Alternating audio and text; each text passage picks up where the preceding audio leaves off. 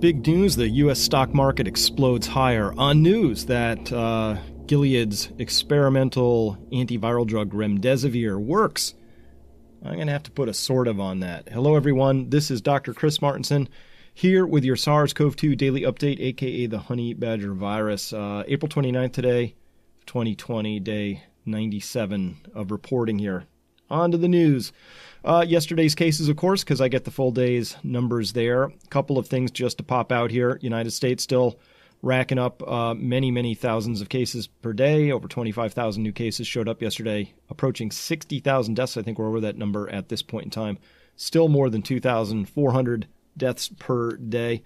Really just having a bad run of it here. And as well, we're still seeing, of course, the 4-digit numbers showing up all down this entire list right here.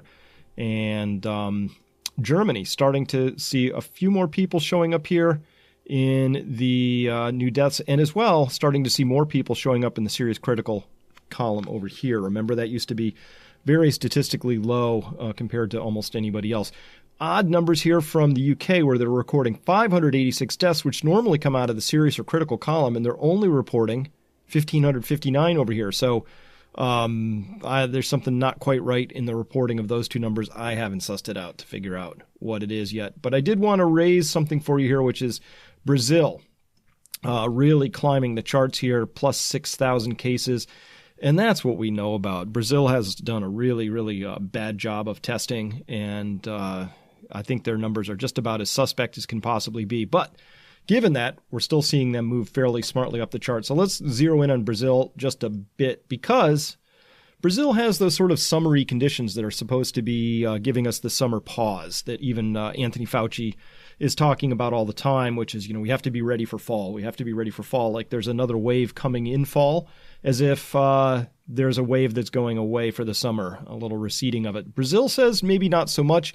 Here are the reported cases. I think you can see the case, cluster. They're clearly in the boom stage of all of this thing here right now.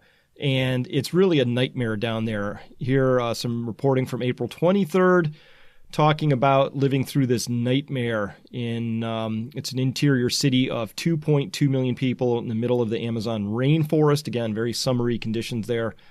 I just wish a helicopter would come and fly me away from here, says Manuel Viana, a Brazilian funeral director at the front lines of the spiraling coronavirus crisis.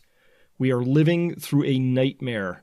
Cemeteries and hospitals have been overwhelmed by a surge in the number of deaths, most of which are not registered in the official COVID-19 statistics because of a lack of testing and bureaucratic delays. That's part of that don't test, don't tell policy. Bureaucratic delays are also sometimes what the ruling party would like to not be embarrassed about, so they just don't get reported. And that's pretty typical. It happens in my country, too. Happens all over the place until you sort of catch up the curve and say, don't test, don't tell is not an actual policy. It doesn't really work. It just makes things worse.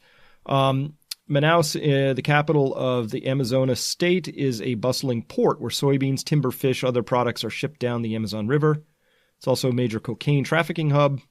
Okay, I'm not sure why that's important. Yet the coronavirus has introduced a new kind of horror.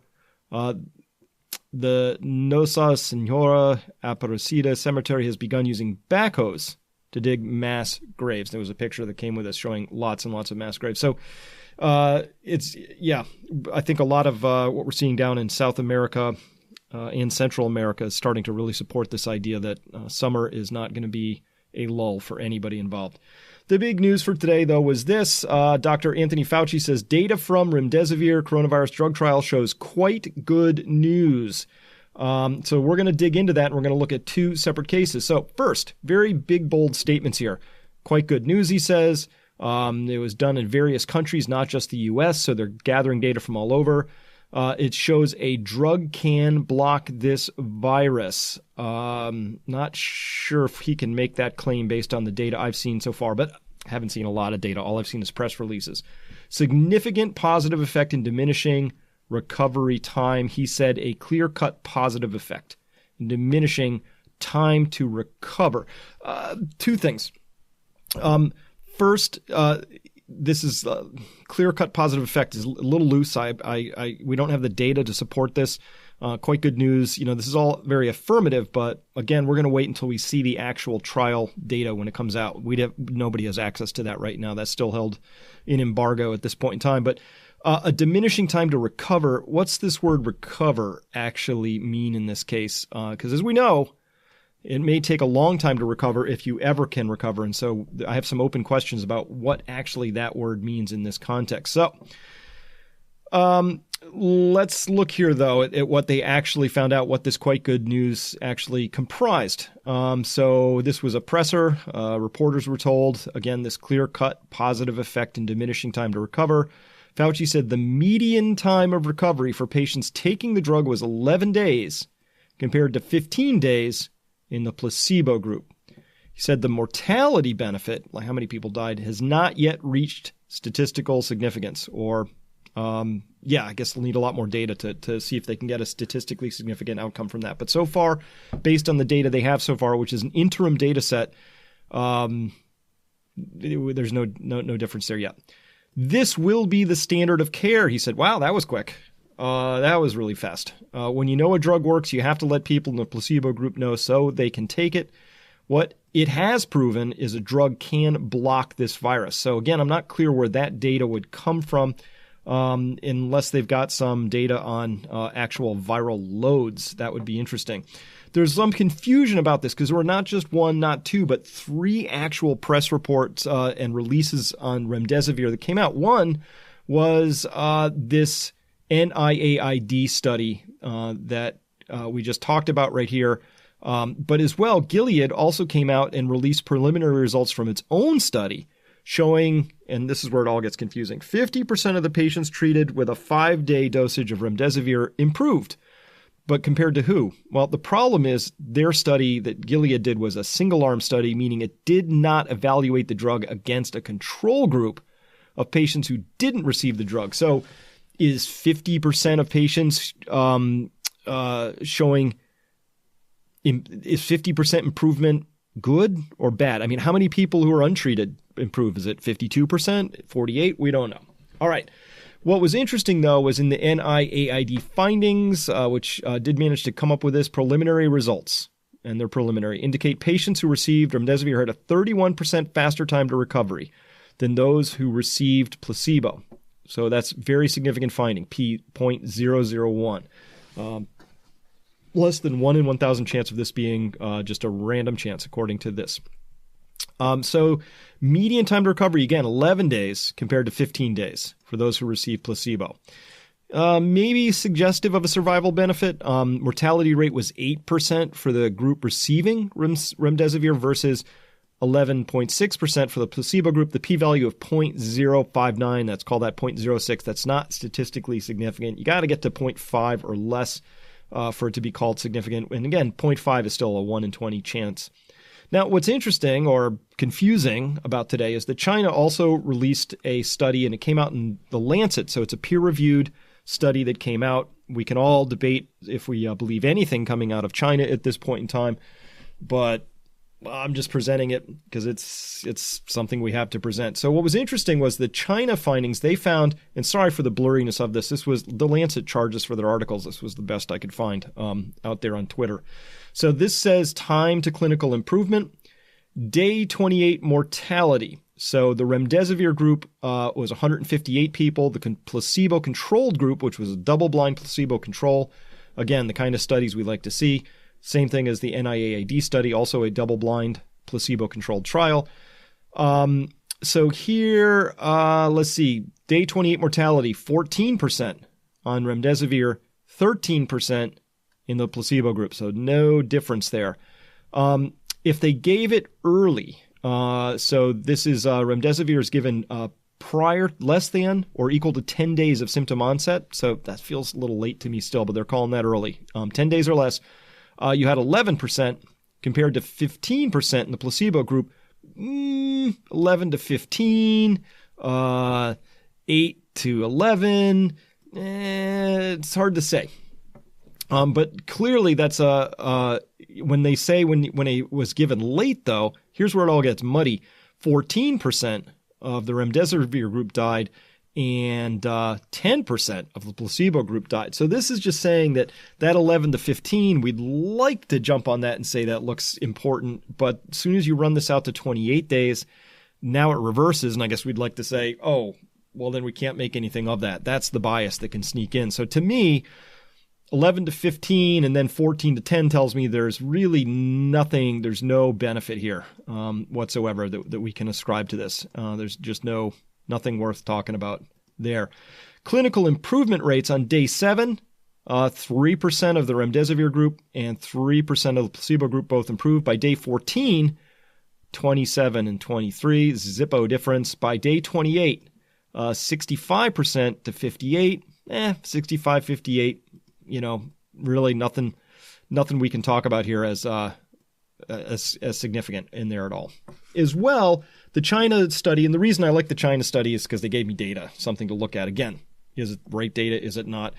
They were looking here as well at the viral load. Remdesivir in red, blue is in control. That's for both of these charts. This is from the upper respiratory area. So this is upper respiratory. So this would be nose and throat swabs.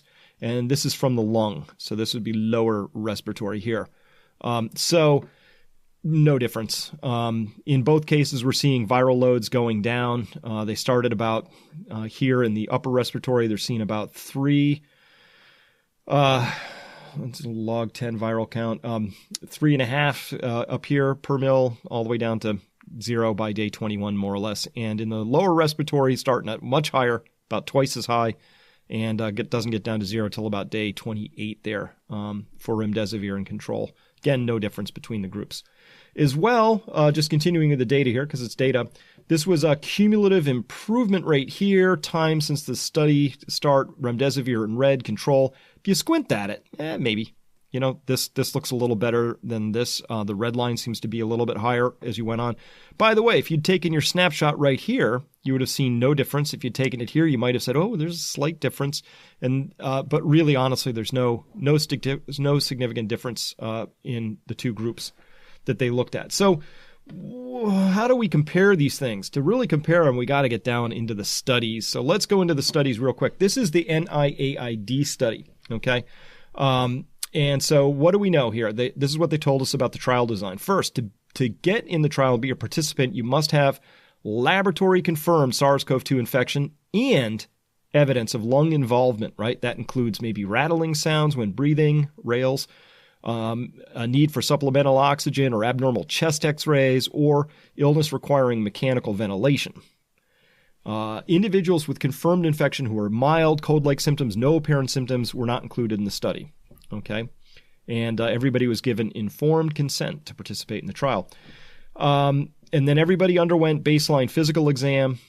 Eligible participants then randomly assigned to either the investigational treatment group or the placebo group. So I'm thinking that's a 1-to-1. You either went this way or that way. They didn't say that there was any weighting, that they were going to randomly assign people 2-to-1 treatment to non-treatment. It looked like that. I read that as a 50-50 split.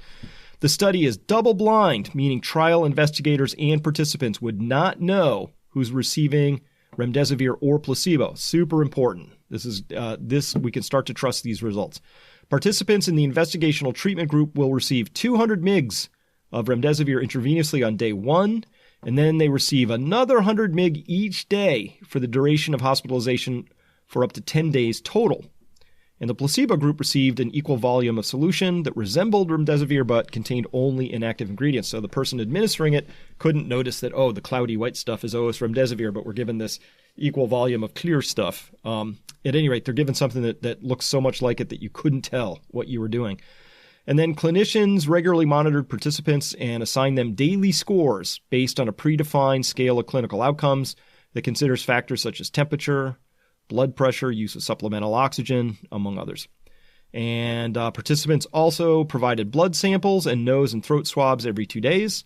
And they're going to be testing these for SARS-CoV-2, presumably looking for viral loads like this. Initially, investigators will compare participant outcomes on day 15 in both of the groups, placebo and remdesivir, to see if there's any clinical benefit. And the outcomes are scored on a 7-point scale, ranging from fully recovered to death, okay? And then they're going to review and reevaluate after they get the data from the first 100 participants. What did they do in China? Well, they did a randomized, double-blind, placebo-controlled, multi-center trial at 10 hospitals. Okay, so very similar. Eligible patients were all adults over 18 years of age, admitted to hospital with laboratory-confirmed SARS-CoV-2 infection.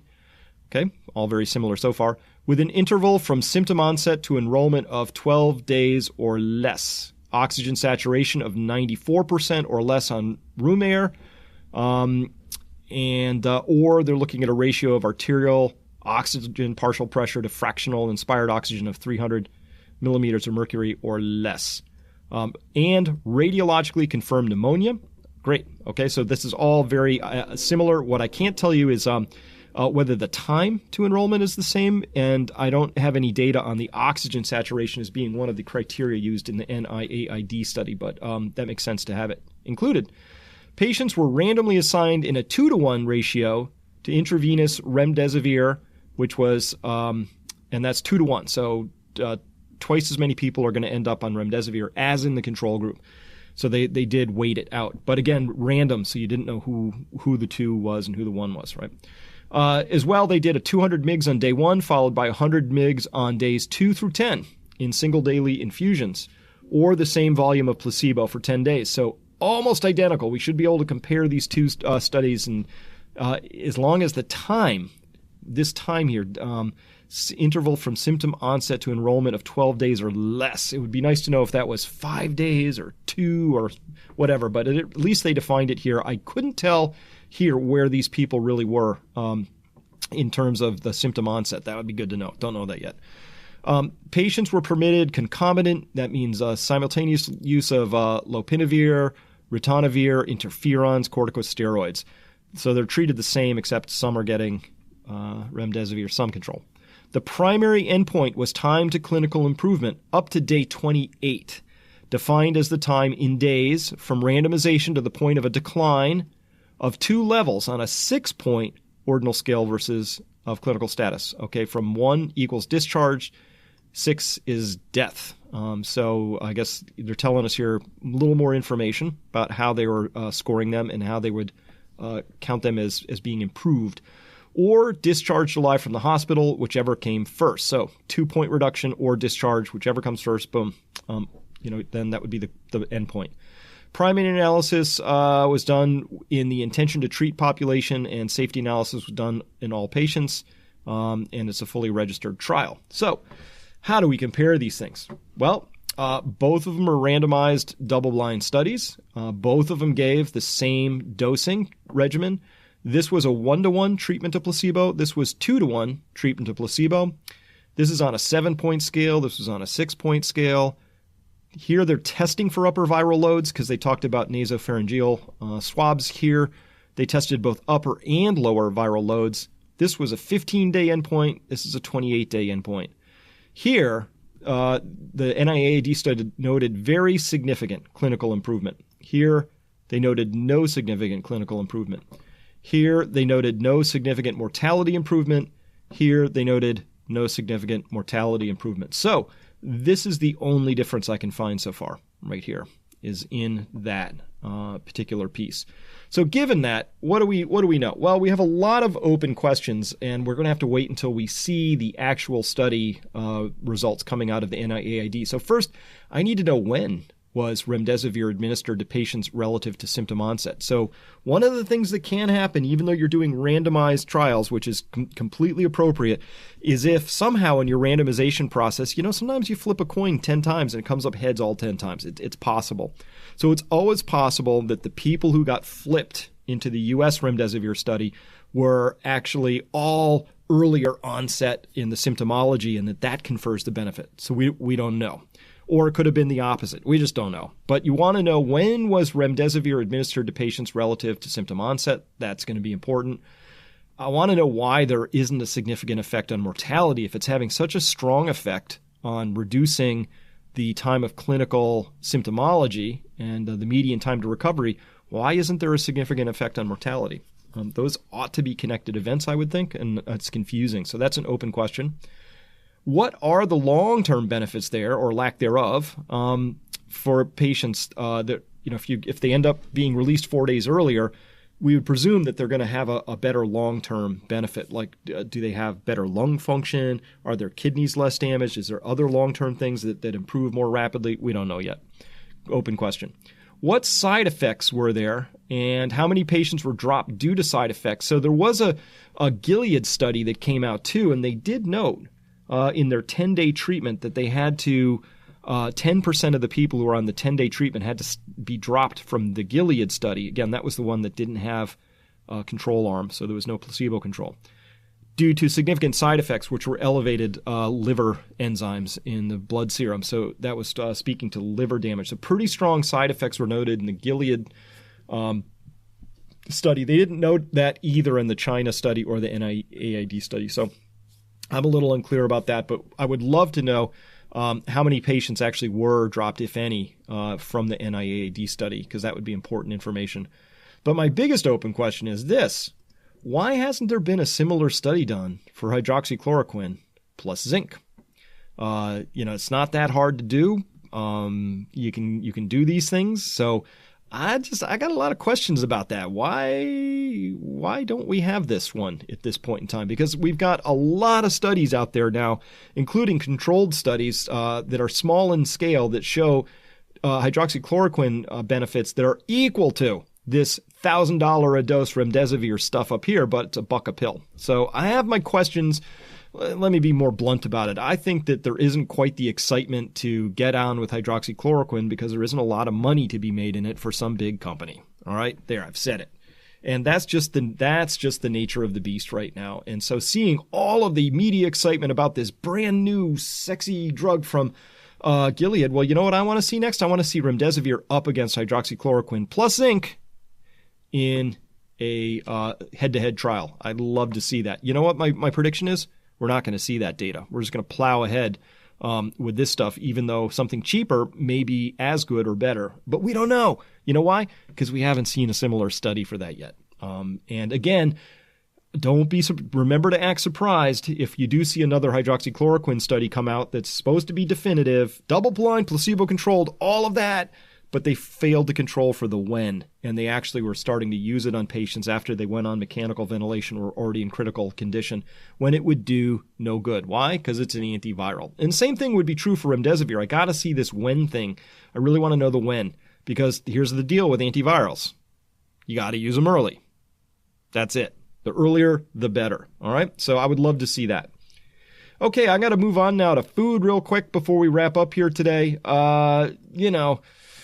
Here's what we're seeing now is farmers facing their worst case scenario. They're depopulating chickens, euthanizing pigs, dumping milk, all because the supply chains have broken down. So farmers and ranchers are facing their worst case scenario. They say here in this Forbes article, with meat processing plants closing, institutional milk buyers shut down. Some farmers have no choice now but to put the food they've produced to waste. Dairy farmers are trying to decide between dumping their milk and selling their dairy cows for beef. But who are you going to sell your beef to, right? There's no slaughterhouses to sell them to. Contract chicken growers on the Eastern Shore have been asked to depopulate nearly 2 million chickens. Hog farmers in Iowa and Minnesota are starting to euthanize their pigs. For contract and cooperative farmers, producers in the food system who are obliged to a larger entity, the options are limited. So what does that mean, obliged to a larger entity? It's like, okay, so here's the thing. Toilet paper. There's all this talk in the media about, oh my God, people are freaking out about, why do people freak out about toilet paper? And there's all these toilet paper shortages. It's not because people are freaking out. It's because people are home now, and there are 40% more dumps being taken at home, not away from home, when people are at work or at Starbucks or whatever's going on, right? So turns out there are two supply chains for toilet paper. One going to commercial operations. It's going to all the food stores. It's going to workplaces, things like that. And then a residential, or, what would we say, sort of the household supply chain, right? So the household supply chain, it only has so much capacity, right? There's only so many packagers that can package the toilet paper into the various size packages you would buy at a grocery store or elsewhere. There are different grades of toilet paper that serve the household market versus the commercial market. We all know that, right? The 1-ply versus the 2-ply kind of stuff. So at any rate, what happened is the household supply chain for toilet paper simply wasn't built for the level of demand it's now experiencing with everybody being home. And so the supply chain is struggling to keep up, if not breaking down. Same story here. There is both a residential or household sort of supply chain that feeds grocery stores, and then there's a whole other supply chain that feeds into what we'd call more of the commercial, the restaurants and industrial food, cafeterias, things like that. So these contract and cooperative farmers here, they're producers in the food system obliged to some larger entity. There aren't that many options. What can they do? So it's really just a supply chain issue that's breaking down. It's not that there aren't people out there who want chickens to eat or pigs to eat or milk to drink. It's that the supply chain can't manage it. And we're seeing the same thing here. USDA lets millions of pounds of food rot while food bank demand soars. Tens of millions of pounds of American-grown produce is rotting in fields as food banks across the country scramble to meet a massive surge in demand, a two-pronged disaster that has deprived farmers of billions of dollars in revenue while millions of newly jobless Americans struggle to feed their families. That's why I called this Bad Managers, the food edition. Bad managers. We do not have leaders in the United States. Leaders would find a way to connect those two dots, the food banks and the food in the fields. Managers just throw their hands up and say, well, what are you going to do? There's, who would pay the farmers and how does this all work? And they just get skunked and they can't figure it out because they're bad managers. So what would I do about that? I'm glad you asked. Here's an idea. Remember when I told you that U.S. banks made a quick $10 billion in 2 weeks by processing small business loans from the government? Come on, $10 billion to the banks. And by the way, banks produce nothing. They are literally parasites on the system. They produce nothing. Not a single thing is produced by a bank. And in this case, all they were doing was processing loans, right? So we can argue about how important having the banks process that was, but was it $10 billion of importance? My idea would have been to give the banks $5 billion and to tell them to suck it and live on that and stop crying and give $5 billion to small organizations that could figure out how to haul crops from fields to food banks. Here's some onions rotting in a field. I bet you some people out there could have figured out how to get them on a truck and how to get that truck over to a food bank. I'll bet you anything. This is a doable progression right here. In fact, so impressed when I went to Salt Lake City a number of years ago and I saw how the Mormons self-organize on a volunteer basis. One of their missions in life is to be first on the scene at a major earthquake. So like when I had been there just a few years earlier, there'd been this major earthquake in Haiti. And I was told this story about how not only is the Mormon 737 loaded with these little disaster relief kits, like lots of little units of like a space blanket and some water and some food and some basic medicine and stuff like that. They had just tens of thousands of these earthquake disaster units loaded onto pallets onto a 737. Boom, got it down into Haiti, and they were there. Their personal metric is at least 24 hours before anybody else, before the Red Cross, before anybody else is even sort of organized. Their seismographs went off, and 2 days later they show up. But the Mormons are already there. So they already know how to organize. So this would be an example to me of an organization where if you tasked them and said, hey, that thing you did for Haiti, can you ramp up and figure out how to get onions to the people who want them? Guaranteed they'd figure that out. There could be a dozen. I'm not here to promote the Mormons or anything else. I was just impressed with what I saw. But I'm sure the Amish could figure this out. I'm sure that Boy Scouts could figure this out. I'm sure that tons of organizations could figure this out. Or just give money to individual food banks and have them contract themselves with haulers to bring this stuff. There's a way to figure this out. So if this was too complicated a chain for all you bad managers out there who might be listening to this, let me make it simpler. There's food over here, and there's hungry people over here, and your job is to figure out how to connect these two things, okay? I can't make it any simpler than that. All right. As well, you need to be alert to, and I'm sure you are, that we're going to see some meat shortages coming up pretty soon. And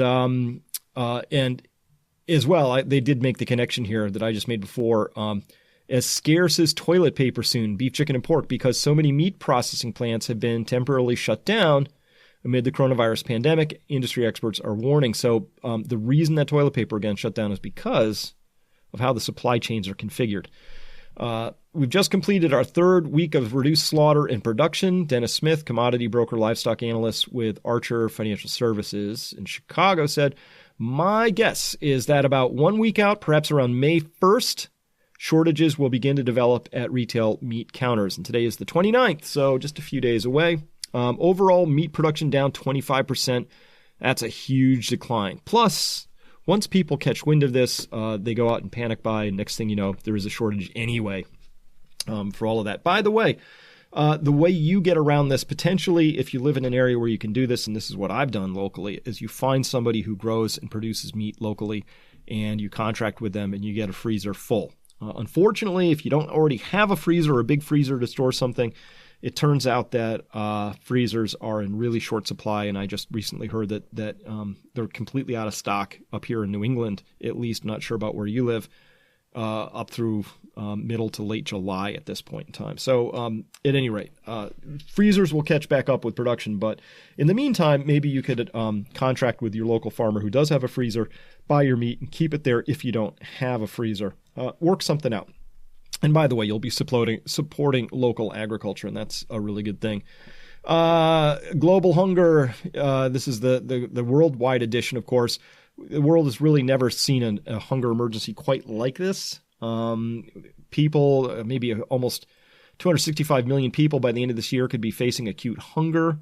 And it's because of things like work and incomes are drying up, and it's disrupting agricultural production and supply routes. That's the main issue here. So already as coming into this year, 135 million people had been facing acute food shortages, but now maybe doubling that, 130 more could go hungry, according to the chief economist at the World Food Program, a UN agency. We've never seen anything like this before, Mr. Hussein said. It wasn't a pretty picture to begin with, but this makes it truly unprecedented and uncharted territory. So the supply chain issues we're seeing around meat, that's the same thing that we're starting to see over here on the vegetable side, both from the harvest side and distribution, but as well on the planting side, which is why I'm going to continue to say you want to plant a garden if you can. You really want to get that going, because better food and food security, and won't it be wonderful to be eating fresh vegetables if those also come into short supply due to these disruptions we've been talking about. All right, conclusions for today. Remdesivir. It seems to show some effect in shortening clinical duration, okay? Emphasis on some, and that's in the U.S.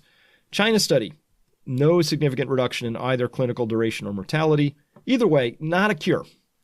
Something offering a benefit, and we'll take it if it's a true benefit, and so that's a good thing. I want to see the data still, but so far so good. If it could shorten it, that'd be great, but no similar studies for chloroquine have been conducted that I'm aware of at this point in time. Lots of smaller studies, lots of anecdotes, but the data out of France from Didier Raoult shows a massive benefit in the reduction of mortality for hydroxychloroquine. But again, not a fancy, sexy drug. Doesn't cost $1 billion for a few patients or anything like that. It's cheap, and I'm not here to tell you it does work. I'm here to tell you I'm very curious, if not growing suspicious, if not growing angry at this point in time, why we don't have similar data for chloroquine. So we can at least rule it in or rule it out. I don't care. I want to see the data first, though, and the fact that all we get are badly designed trials for chloroquine that then claim no benefit exists when the trial can't possibly tell you how it's behaving as a antiviral, which has to be administered early. The earlier, the better. Because we don't have that data, I'm going to keep bringing this up because this is starting to smell really bad at this point in time. And it's going to be pretty dark if it turns out that chloroquine is as good or better than remdesivir. But we're not going to find that out until too late, until loved ones have died or been grievously injured. That's going to be... I think there ought to be consequences for that. I really do. So anyway, what do we need here? We need more studies on everything, of course, and placebo controlled double blind. That'd be great. Food shortages coming here, if not already there wherever you live. It's a combination of two things. It's a parallel supply chains that don't talk to each other, one commercial, one more household oriented, and bad national managers, not leaders, bad national managers. That's just all I can tell you. Like, if your national managers can find a way to give $10 billion in a couple of weeks to banks, but can't figure out how to get onions to food banks, you have a problem on your hands, and that's the problem we're facing in my country. All right. And remember, of course, you can download the book Prosper that Adam Taggart and I wrote, and you can get a free download of that. We're getting some great reviews back in. Love to have you read it and provide a review of that to us. Thumbs up, thumbs down, the good, the bad, the ugly. We're just looking for feedback, but would love to know how that's worked for you. All right. We're all done for today. Thank you very much for listening. Be safe, be well, plant a garden. We'll be back soon. Bye. Hi, folks. Adam Taggart, co-founder of Peak Prosperity, here with good news. In his daily videos, Chris often refers to the book that he and I wrote, Prosper: How to Prepare for the Future and Create a World Worth Inheriting. It presents a practical model for living with greater resilience, and those who read it and followed its advice were much better prepared for the coronavirus outbreak than the average household. Given its heightened relevance to the turbulent times we now find ourselves in, Chris and I want everyone to benefit from this book's formula for better, more secure living. So we're giving the book to you for free. To get your copy, simply visit peakprosperity.com/freebook. We think you'll find this an extremely valuable and inspiring resource for the current COVID-19 outbreak and for being well positioned for any kind of crisis that comes our way in the future. Thanks for listening, and happy reading.